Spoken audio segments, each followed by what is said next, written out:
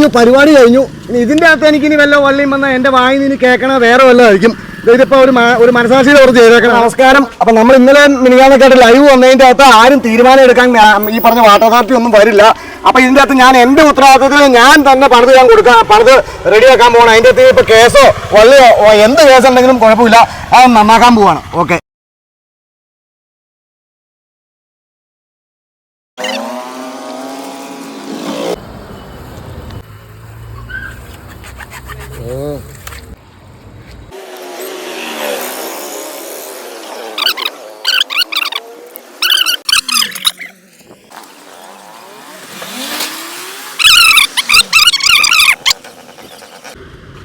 Okay ആണോ?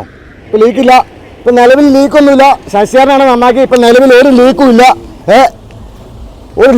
കാര്യങ്ങളുമില്ല. ഇതാണ് ഇവന്മാർ ചട്ടവും നിയമമൊക്കെ നോക്കണം എന്ന് പറഞ്ഞുകൊണ്ടാണ്.